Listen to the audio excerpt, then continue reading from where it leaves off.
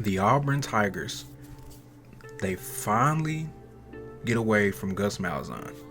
Now, if whether you agree or disagree with that, their fan base has been clamoring for Gus Malzahn to get replaced.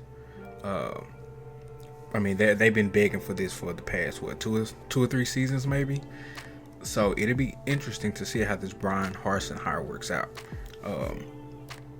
So what we'll do, we'll give a little background information on what happened with Gus Malzahn at Auburn and why, they're pretty much calling for his head, even though he's done pretty well. And then we'll also give a little background information on Bryan Harsin from Boise State. But before we do that, make sure you hit the subscribe button, turn on your notification bell so you can get updated on more when I post the videos, and I'll do more team kind of college football updates. And also I have some player stuff coming up.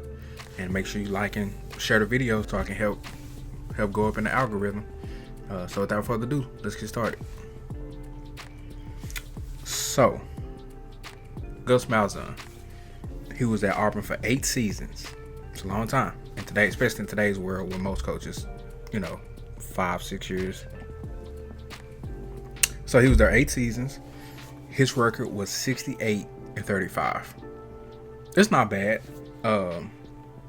They usually average between 7 to 9 wins with the occasional 10-win season, so not bad. But if your standards are championships, trying to compete with Bama down the road, then obviously it's not good enough, unfortunately. So 68-35. He was 39-27 in SEC play, which again, it's about average. So yeah, but it's tough. They're one of the only schools that has to play Bama, LSU, Georgia, and now A&M. That's tough. You're talking about a grind every season, just about every game.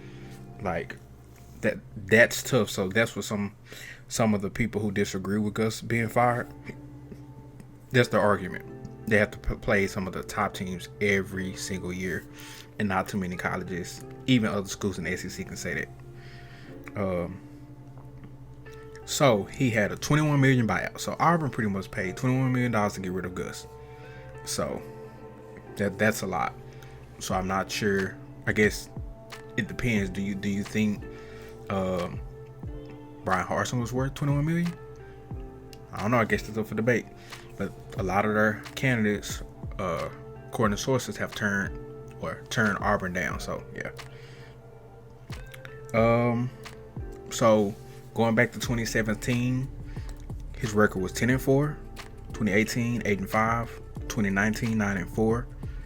And this year, 6-4, which has been very average. A lot of people expect them to do good this year with Bo Nix going into the second season, but he has horribly underperformed. So I think that's why they're pissed.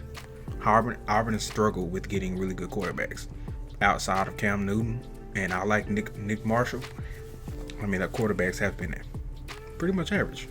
So, so them having to compete directly with Bama and State, that's tough. And then with the other programs that I named, that's a tough job.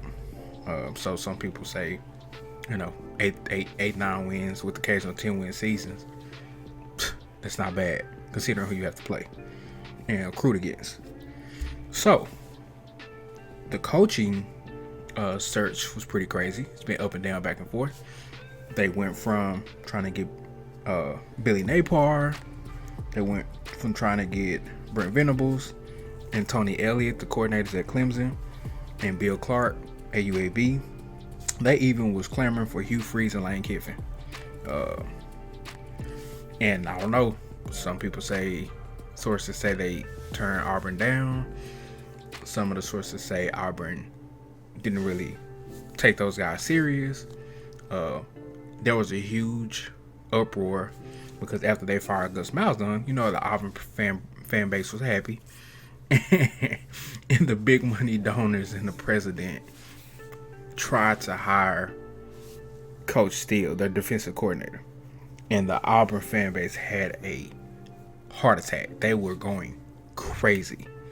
which I agree. You don't fire Gus Malzahn and pay him $21 million and hire Steele. It's crazy seeing how some of these schools, the decisions some of these big schools make with the big money guys. Like that's interesting. So they moved on from him because the fans absolutely did not want that, and I agree. But so who they hired? Bryan Harsin, Boise State. I'm a Texas fan, so he was our OC for a few years. We loved Bryan Harsin. Very, very intelligent guy. He's young, 44 years old, which is super young. He's an offensive guy. His offenses were very, very creative and modern at Texas. Like, he was ahead of the curve as far as having wide open, creative offenses at Texas. Like, we used to love the screens that he would run at Texas. Great timing. So Bryan Harsin, ironically, he took over for Gus Malzahn in 2013 at Arkansas State. So I guess he's taking over for him again. Hopefully it works out. So at Boise State in 2017 on to now, his record in 2017 was 11-3, in 18 10-3, in 19 12-2, and this year 5-2. And they just lost their conference game to number 19 San Jose State. So some people may say he underperformed this season. But overall, at Boise State, Bryan Harsin is 69-19. It's an awesome record. But it's also Boise State, and they get a lot better players than the rest of their competition. So take that as you will. The negatives of Bryan Harsin, like I said, I love his offense. I think he's a great guy, very intelligent, young, energetic.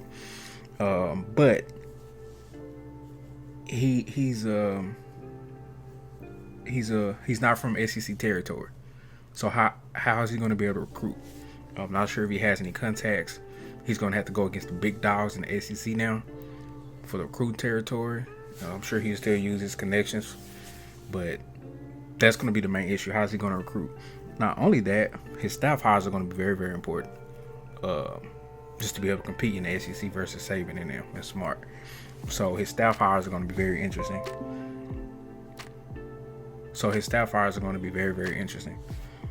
Another thing. Will he be good enough to compete with Bama, Saban, LSU, Texas A&M, Smart at Georgia?